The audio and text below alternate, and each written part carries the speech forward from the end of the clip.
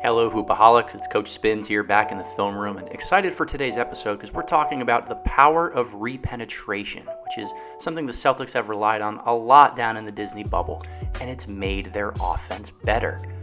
On Sunday against the Orlando Magic, they had 32 assists, tied for the most that they've had the entire season. And if you take a look at the win-loss column on the far left, you see that the Celtics are a lot better when they share the ball and create for each other. A lot of times when we think of sharing the ball, we think of simple drive and kick opportunities where one of the Celtics' many penetrators gets into the lane and creates an easy catch and shoot three for a teammate.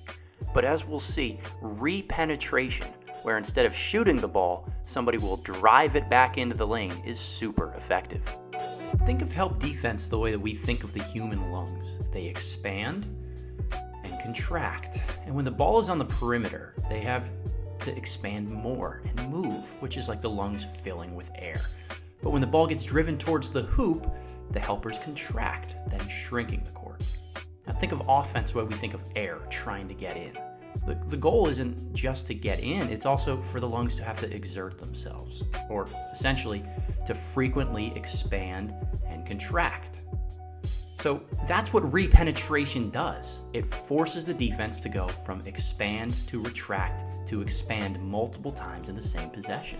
And the hope is that by exerting multiple rotations on the defense, the helpers will tire and then not be able to keep up. When the Celtics are isolation driven, meaning they force and seek out mismatches for one-on-one plays, the help defense rarely moves. You take a look at these couple of clips here, there's very little offensive or defensive movement, and therefore those help defenders are not expanding or contracting. But when the Celtics are able to get not one, but two rim attacks and drives on the same possession, they are thwarting the help defense and making them really unable to keep up with those rotations. We'll rewind this possession here as Marcus Smart drives at Nikola Vucevic to get into the lane. He has four eyes and chests of Orlando Magic defenders on him. As soon as he kicks it to Jalen, those defenders stand up and recover to their man, thinking their job is done. And that's what allows Jalen to get to the rim for an attack. Same thing happens here in transition. Jalen's the initial penetrator, but Terrence Ross over-closes out on Tatum. Now he makes his drive, and as he goes, all four helpers in the lane for Orlando have their chest to the ball. Nobody sees Gordon Hayward, and he sneaks in for the lob layup. The whole point of making a defense expand and retract frequently in the same possession is to create bad closeouts. Watch here as Markelle Fultz goes from helping to closing out on Brad Wanamaker, and he's horribly off balance. That allows Wanamaker to get into the lane, draw an extra defender, and then it's an easy dump down to the Time Lord for the slam. The Celtics usually play 3 or 4 guys capable of being penetrators and creators off the bounce, so they can't settle for jump shots on every single possession.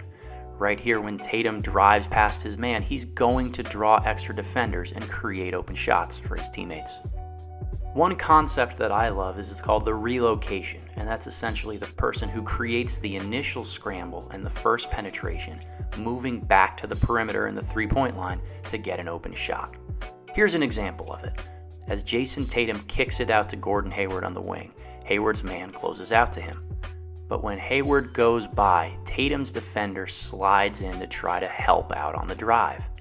Tatum keeps moving, and Hayward finds him, reverse pivoting and throwing to Tatum for the wide open catch and shoot. Kemba Walker is really good at this too.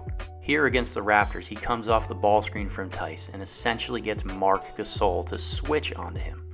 When he kicks out to Tatum, Tatum gives one pump fake and goes past his man Fred VanVleet.